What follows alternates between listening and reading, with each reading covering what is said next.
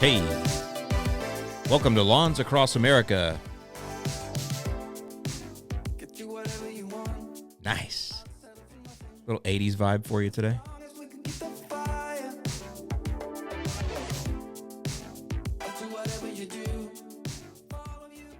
Like that 80s vibe in the summer. Oh, yeah. All right, so I'm pretty sure this is episode 42, and I know I haven't been real consistent with the podcast this year, so working on it, and actually have been just working to get my schedule to a certain point where I could get back to doing them, because the podcasts really are one of my favorite things to do during the week. So we will be getting back to that, but I wanted to throw this one out there real quick for y'all. This is a 30-minute interview I did with John Perry from Greene County Fertilizer, but it's about a topic that you would never expect. It's about a documentary called Kiss the Ground. That's all I'm going to say. Go on Netflix, watch it. This is our reaction to it. I had a reaction to it. I wanted to hear his reaction to it and see what your reaction is. So I look forward to seeing your comments as well. So that's what this is. I'm going to head right into the interview now and hope you guys enjoy. Hey, welcome to Lawns Across America. Now, this is a little different than what you guys have been seeing. You will notice that I have a live guest, first live guest ever, John Perry, founder, CEO, president of Greene County Fertilizer. John, welcome to the show. Thank you. I am so happy to be here. Guest number one, folks. Don't you forget are it. Live guest number one for sure. Well, whatever. I'll take what I can get. It's all good stuff. So I have John here today, and we're not going to look at the camera the whole time. We're going to have a conversation here. Actually, I should do this Joe Rogan style and just start talking to you. Yeah, just talk. Yeah, and then just let it go. Yeah, what else? I mean, what else are we going to do? We can just talk. Okay. Yeah, I like talking. I got to move my table up so I look. Should I drop mine? Yeah, maybe. Bring mine down a little. Yeah, so I don't look too. It doesn't look too awkward. Mine stopped moving. Oh, there it goes. Now it does something. Yeah. Is that better? That's better. All right. I'm just putting out the vibe over here. Gotcha. All right, so I have a couple notes, but I had you on because, and I texted you, 3 or 4 weeks ago, or maybe more. Yeah. Mm-hmm. I came across this documentary. Documentary, yeah. That was narrated by Woody Harrelson and had some other celebrities in it, but it was called Kiss the Ground. Mm-hmm. And for those of you all listening, I would have never watched this because if you go on Netflix, and if you're on YouTube, I'll put up some screenshots of it. But it's Woody Harrelson's face. And so the cover doesn't depict what the documentary is about. So I just happened upon it. And when I realized what I was watching, a lot of light bulbs started going off into my head. Terms I had heard before and studied from what we do with lawn care, some of the things you had taught me. And so what I want to do, I'm going to kind of illustrate or summarize it from my perspective quick, and it'll be very overly summarized. And then I just want to talk about some of your thoughts. Sure. Being the dirt guy, understanding soils from what you've taught me and how it impacts. Because for those of you listening, if you haven't seen the documentary, Kiss the Ground on Netflix. All right, so the first thing the movie does is it kind of talks about climate change, and that can be a polarizing word. And for me, I'll admit, as soon as they mentioned the word climate change, I got some preconceived notions about the documentary, but that actually made me want to watch it more.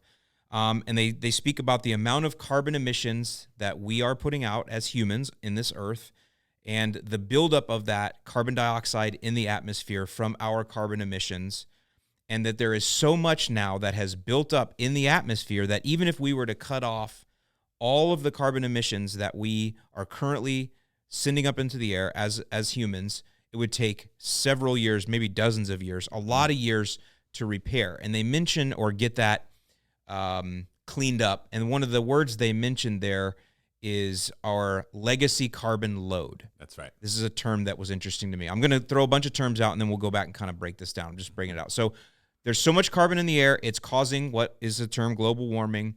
And all of that carbon is being contributed to by us. And it's a natural thing anyway. And there's so much up there that it is becoming a problem. And this is what people are sounding alarms about when they talk about climate change. Now, here's the interesting thing. They also said then that the way we farm, and I'm not focusing this on U.S. farmers, this is worldwide, the way that we farm in the world today is actually contributing to the problem, and that is because of tillage or tilling the soil and what that does and how that affects the Earth's natural ability to pull the carbon out of the Earth and sequester it in the soil.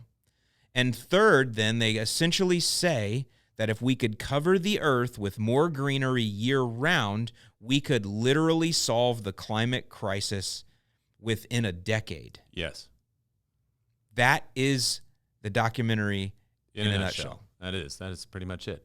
All right, so I threw out a lot. Tell me what your thoughts are. So it was really interesting when you brought this up to me, and you kind of mentioned just the kind of those high points in the beginning. I said to you, I wrote an article about this for Earth Day, probably 4 or 5 years ago on my blog. It was nearly identical, and I started it out almost the same way. Like, I don't care where you stand on climate change; doesn't really matter to me. I can have my opinion, you can have your opinion. It doesn't really matter. All I can tell you is we would have less conversation about it if we covered the soil. That's it. And I talked about how important it could be and how awesome it would be if farmers were to do something where they had at least one crop that they could just sow back in that wasn't for anything else but to cover the soil. And so you start to run into hard challenges with that because of economics. Like, where does that seed come from? What's the point of it? Can you plant at the end of a growing season and have something come up enough to cover? Well, sure. All of those things are highly possible and not all that difficult, but it would take a major change in the way that the economics of agriculture work and where some of the subsidies go and actually to put a focused point into sequestering more carbon. Because they kind of touched on it a little bit in the documentary. We can cut and we can have more efficient cars and we can cut and we can cut, but we can't ever cut it out.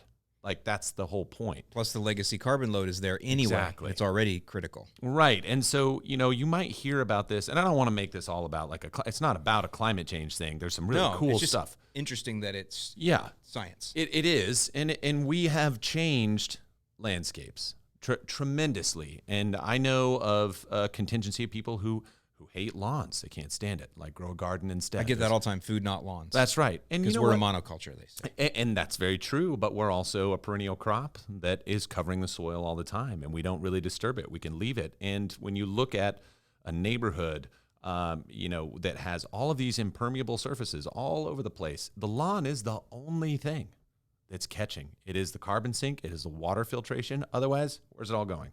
Stormwater and out. Rinsing everything off your driveways, anything that might be in the road, all of that stuff is now getting down and pushed down into the waterways where your lawn is actually a filtration system. So, there's all of these major benefits in a very micro scale if you can take a documentary like this and break it down to your front or back lawn and really get to see it. Like, I have a carbon sink, I have a filtration system, I have this, I have that.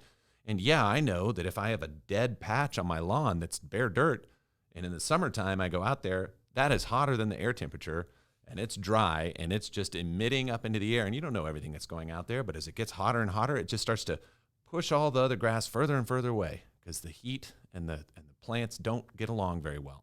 So we got to cover that up in order to catch everything back down. So it's sort of just a hand-in-hand thing. Bare ground, bad. Bare ground, bad. Bare ground, bad. Yeah, and one of the things they did in the documentary is they showed a satellite view of carbon dioxide in the air, and they did it starting like in, November, and it was a time lapse through the year, and they showed the carbon dioxide was very high when our fields and fields across the world are bare, and then as the spring comes in and the farmers are planting, and now plants are growing in those fields, the carbon dioxide comes down. Yep. And so that's where we talk about the covering, and the whole food not lawns thing it's just impractical in a way. Nobody's going to grow tomatoes in their front lawn. It's impractical. People have to work, So I get some of that argument, but I'm more interested about how across this world, this could actually be a simpler change. It seems like they showed a few of the farmers that are doing the regenerative farming where instead of, I focus only on corn and this other guy only focuses on cattle and this other guy only focuses on buckwheat. No, every farm grows all of those things and they rotate the cattle in and then the cattle, defecate in the field and it's that whole circle of life. So I think, can you talk a little bit more about how plants carbon sink? So the carbon is sequestered in the soil, but how does it get there through the plants? Can you explain that process a little bit? Yeah, when you look, and I've said this in a couple of presentations before, when you actually look at a plant, what you're seeing in front of you is basically a physical representation of atmosphere. It is now come from the air into a solid form. You're dealing with a plant that is, of its makeup, 94% from the atmosphere. everything in it, the carbon dioxide, the water that it's taking in, everything else like that. That's really what's forming that plant. There's only a little bit in it that's actually like nutrient value that we would consider from, say, like replacing with fertilizers. And things That's like what we focus on too. Yeah, and that's what we focus on because at the end of the day, it's that plant's ability to gather sunlight and respirate that is going to make it grow. It can only grow to a certain point without any of those things if it ever gets out of a seed at all, right? Mm-hmm. So now we have a plant, and it's gathered everything in. If we take that plant and we chop it off and we lay it there, it's going to have a certain amount of loss no matter what, and then a certain amount of carbon that's going to stay behind. And as that sort of decays and goes back into the soil, you kind of get to hold it in place. So the plant itself is gathering everything up. And then you have this respiration effect, and it's pumping back out through the roots into the soil. You've got all of this exchange happening underground. So as it grows and decays underground as well, sheds roots, you get more trapped underground, it can't go anywhere. So where it always became a problem when like no tillage and strip tillage and things like that came into play was when they started measuring how much carbon was being lost whenever they flipped the soil upside down. Because they're exposing it. And they're exposing it. So then it rapidly oxidizes, and boom. You lose more than you put in year over year over year. And it might look like the soil looks good, but it's got nothing going for it because it's been exposed. The lid is off the jar at that point. So it's been a conversation. I think agriculture is moving the right way with a lot of that stuff. For some people, the whole no-till thing doesn't work very well. For some people, the strip-till thing, which I really like, is working really well. What's strip-till? It's a little bit of a different way to where there's a best of both worlds. There's like a bell-shaped implement tool that goes underground in between the rows. It just kind of moves the litter to the sides, and then it kind of tills underneath rather than turning it back over the top. And they'll plant right alongside that. So it kind of combs the field, and they go back and forth. So that it gets to stay down there. They don't get rid of any of that litter, and they don't turn the field over. And so it helps to just keep building up more and more organic matter and basically have healthier fields without building too much top litter that isn't breaking down, because that can become an issue, a problem, right? Also. It's management of everything. Management. Yeah. And so now part of this is the microbes. They keep mentioning the microbes a lot, and they mention these soils that are unhealthy, that have been tilled, that have been turned over. Their microbe populations are nearly gone, whereas the guys that are doing the regenerative farming or not tilling, they have microbes. So what is the part that the microbes then play? Well, they play every part. They play every part as far as providing additional nutrition to the plants, to converting into usable nutrients out of what's there, digesting any matter, even holding more moisture in the soil, making everything more available to the plant, and basically kind of work like they are sort of like referees in a way. You know, they're like, okay, yeah, we're not going to eat this. There's somebody over here that's going to take care of this problem. There's ones that are going to make this one work this way. And so you do get this super diverse working in there where there's food, and there's defecation, and then it moves up the scale. And, you know, you have this whole food web that everything is eating everything as it goes down, and everything contributes in a different way as it comes back up. And it honestly, at the end of the day, it comes down to nutrients up all the way to water infiltration and aeration. Like, you know, even when the birds pop down in the ground to pull the worm out, the worm that ate this, that went down and down and down and down until it got smaller and smaller. And it's worked its way all the way up through the soil to create a healthy system. Right. So when we have soils that are missing those microbes, we're missing the basis of the chain. Yeah. I mean, really, at that point, it just makes it harder to make things work. But that's where modern fertility really came into play, was to put soluble nutrients out there so that it was more just available to the plant. It was just available to the plant. And even then, it's impossible. It really is, to have a dead soil and no life and still have a plant. You can't really do it. At some point, everything has to kind of work together in order for it to grow. So, you know, you could grow something in sand, and if you did like a test later and you tested where everything was growing along that route, you're going to find microbes in something that wasn't there before. It has to happen. They were just able to propagate themselves in that environment. Exactly. Yep. So it is going, but the populations could be different, and that's where you get issues. Is if it was dead to begin with or it was bad, you're going to have a limit to how much expansion that particular life can go, you know, without a proper environment. Well, and that's what they were showing, where one of the things they mentioned that I thought was interesting, that the old civilizations from, and I don't know, thousands of years ago, whatever, those are now deserts. Those were this population centers, but because those lands were not cared for properly, they're now deserts, and there's literally nothing that grows in deserts. And so that's that illustration. They also showed where they were bringing some back, and it only took a few years, and that's what you're saying. They were able to find something that would grow. There was enough microbes to latch in, and then you just continue feeding that until it expands. So that's where the earth can regenerate. Yes. If we are taking care of it properly. And there's always been, in my mind, I've always said this too as well, is water begats water in a way. If you have an area that is dry, there's so much heat and there's so much of a bubble, it will push moisture off in the atmosphere. You just don't get it. You're not going to get it. If you are able to get something to grow, the environment changes. And it changes in such a way that it draws back and forth from the atmosphere. It's like magnetic in a sense. And if you can start to get an area that's covered and you can actually have it functioning properly, you'll feel that moisture. You feel it in the air. You feel more humidity. You feel this, and it will bring more moisture as well. So things can change. And it is kind of weird to think about that, like that you can just do these little minor changes that could have these massive impacts. But what they did in the desert, and a lot of these, I think there's been like 10 or 15 years of this going on, is doing that grazing via they were bringing cattle back and forth across certain desert. I think it was in the Sahara, and it was just a migratory type grazing. And they've now have a path of grass that grows through this whole area, and they can just go back and forth. And it's created now because they did it in a way to make sure that their animals always had something to eat, and it's just gotten bigger as time's gone on. So it's, you think through the basics of life, you can make major changes.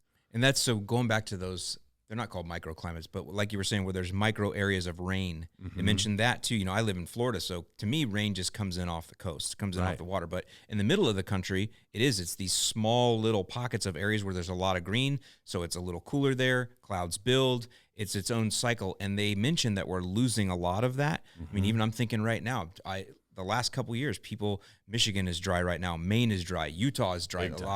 I'm not saying that is directly related to that, but it just makes me think of it, that I wonder if we can green these areas back up across the center of the country, the Dust Bowl, if that will bring back those small regional rains. And like you're saying, it's just, so this goes back to some people believe this in a religious sense, and some people believe it in just a nature sense, but it doesn't really matter what you come from. This is the way it works. We know we can push these buttons and it puts things in a certain way. I don't see why we can't push them more.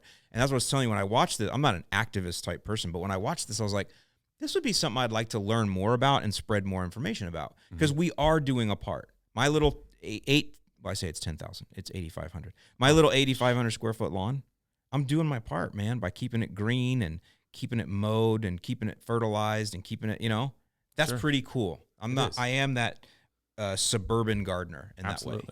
No, I think that I always say this, you can always bring everything all the way down to just the smallest scale. And really, we do have an important piece. What we have to watch out for, and again, I could take a track that is completely non-environmental and make it 100% about economics with no trouble, and just say, hey, do you like wasting money? Do you like seeing, if you drove down the street and saw somebody just with their garden hose on running into the street, does that make you feel good? Is that nice for you? Probably not. You look at that like, God, that guy's wasting. The first thing, it's either you're going to say wasting water, or they're going to say, man, that's wasting a lot of money. Money. And I look at things more like that. I don't want to have to pump fertilizer and pump just to try to get something to be green if there's another way that I can get there with more sustainability over the course of time, right? I want to be able to enjoy it, and I don't want to be wasting money. I want to be using it, right? Not wasting it. So there's a big difference in that. It's just making sure that what you're doing is having a positive effect every single time you do it, instead of playing catch up. That right there is where in lawn care, we always have an issue, is if we're having to catch up on something, it's going to get expensive and wasteful. If we stay on task and we stay on target, the budget works and you can stay within it very easily. And that is where you can start taking it out over this huge scale and say, hey, here's a field, here's a guy who's got 5,000 acres of stuff that he's just letting sit for, 6 months of the year. What happens if he threw some rye seed out there? Right. That would be huge. Get a living root in there. That's exactly right. And then it comes up, bang, you've got something growing out there. Winter comes and hits, you take that thing and plant right down the middle of it. That stuff isn't going to steal away from your corn plant, and it's covered just like that, right? And it can keep the soil staying loose. It doesn't have a chance to compact again. Their tillage itself could go down, even if they wanted to stay standard, right? If they wanted to keep doing it the same way they're making a baby step, but one step better every time. And so there are these just little things. And I'm not one that's going to go out there to try to change agriculture. And and that's what I wanted to make sure we weren't coming down that way. It was just the similarities to what we talk about with soil struck home to me. They're just on a bigger scale, so they're going to be targeted because they're bigger acreage, But all of us collectively are also, as homeowners, I think we're bigger maybe than the farm, or manageable. Yeah, negligible. No, I think the last time I saw a number on that, it was maybe like 16 million acres of turf, but there's okay, so 300 million acres. Okay, so we're not making a difference, John. Just that's actually a huge difference. Just glyphosate them all. That is a big difference. No, but it is true though. I'm just going to keep saying this because I want to make sure that I kind of get this sort of like little bit of a hippie rap a lot, which is just not. I'm not that way. I find the earth and its functions amazing. It is, and I like to talk about it. I think it's really cool, and when I look at things like this and I see these movies and bringing awareness and stuff like that, there's people that are in that film that I've used research from in some of my things that I just love. I think that they've done just a tremendous job with the NRCS. I love reading through these papers and just seeing what they're trying to accomplish. And the fact that nobody knows what that is a problem for me. I mean, if you were to, I'm going to tell anybody out there, if you go type into Google NRCS aeration, see what you find. Read the paper on that. It'll change your mind on all of it. There's things out there that are really cool that have been studied and researched that talk about water holding capacity and roots and how to relieve compaction and all these different things that say, hey, let's ease back on this mechanical side. And it is more about the tillage, right, that I've always used in presentations. The first one that you sat in on, I use that as one of my slides. Like, here's kind of the thing.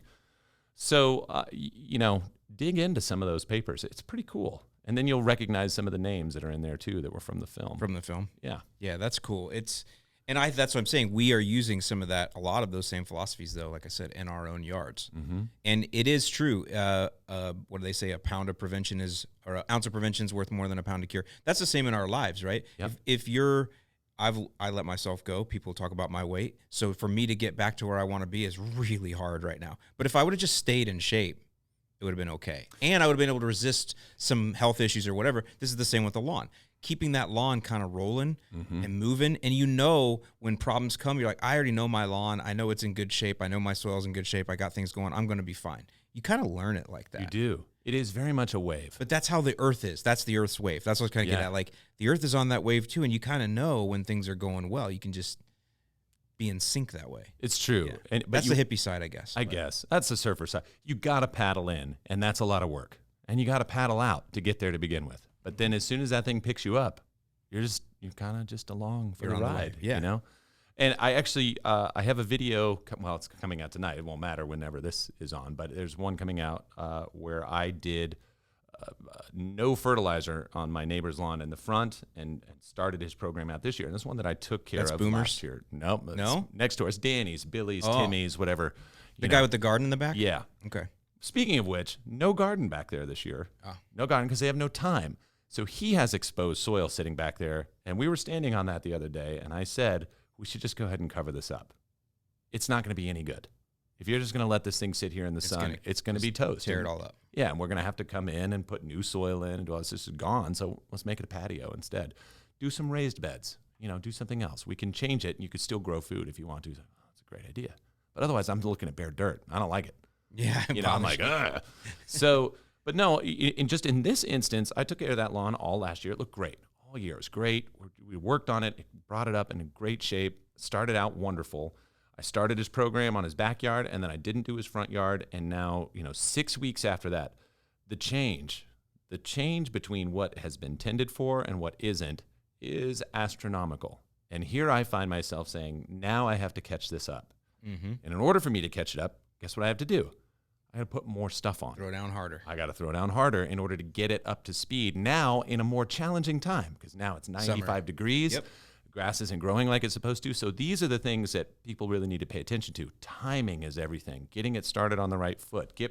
breakfast is the most important meal of the day. You know, like get out there, feed it, get it on track. Because if you start late, I mean, who knows? Maybe you catch it, maybe. But chances are now we're looking into the next year, and now you're just trying to keep it alive. Yeah. And keeping it alive, no good. Not a good thing. No. When we talk about those growth periods, right? Feed the lawn when the feeding's good. Mm-hmm. So, spring and fall, cool season, warm season, summer. Yep. But yeah, you're right. It's much easier to make change when the grass naturally wants to make change. Exactly. And there's a piece of that, too, that I think everybody needs to know is a dense turf is going to utilize those nutrients. They are going to utilize it. It has a better chance of holding things, less loss. More plant density equals more efficient feeding. If you're feeding into a thin and sparse lawn, you're going to lose a lot. You're just not feeding the population the same amount of food that you're giving to, a heavier one. So it's like, okay, we're going to lose some to water. We're going to lose a lot to air. We're not getting just what logic. we should. That's it. So all of those things are important. And if you want to have that carbon sink and you want to have that lawn that's performing in a way that's actually kind of making an impact on the environment surrounding you, the thicker the better. Oh, I like that. I think that's a good way to end right there. But in the end of it, would you then recommend this documentary to like our audience, our community? You're in the community as much as me. Would you say, I recommend this? I would recommend it with an asterisk. Okay. I would recommend that people take into, just keep in their mind that it is coming from more of an activist view. So you're gonna feel some of those undertones. Yep. Like, hey, you're getting a little preachy. I don't need to be preached to right now. Just give me the facts. That's kind of how I am. I just want the facts. But if you can just sit and listen to the message and show, really pay attention to the biodiversity, to how people are using that sustainable agriculture and regenerative agriculture, look at the stats and data, take the things that pull the preach out, look at the science, and just kind of stare at it and go, then bring it all the way down right to your front lawn or your back lawn or your garden. You could take it all the way down to that point and go like, yeah, I could see how I could do something different here. Mm-hmm. It would make this ultimately better for not only my property values, economics. See how I did that? No environment there. You're going to make this thing look better. That's worth more money. That's huge. So I could always take everything back to that point and just say, well, get out what you put in, I suppose. Yeah. Talk to the wallet. Never fails. Exactly. Anything exciting coming up? Or not just everything's exciting at Greene County Fertilizer, but anything you want to talk about or get out to the audience or say or fresh? I think just from fun announcements and things like that, we have been in a wrestling match with our new bottling equipment, which has been really fun and challenging, and everybody's very stressed out, but it's going well. We'll be debuting that to everybody to see everything that's going on up there with the growth. We are working on some kind of interesting things I don't want to let out yet that are very interesting. Dr. Josh kind of stuff? Yes. Uh-huh. Yeah. And I don't know where it's going to lead yet, but I am pretty shocked, Cotton, is the best way to put that. I like it. Yeah. It's a bold move. It is bold. It's a bold move, Cotton. All right. Sure. Well, I appreciate you taking time for me. John's in town because we met at a conference over in St. Pete Beach this week. So, man, thanks a lot for coming over for a little bit of time and talking about this for me. With me, I know it's going to be something different for the audience. I'm really excited to see what you guys think about it and what feedback we get from you. So, absolutely. Great to be here, man. Always good to see you. Thank you, brother.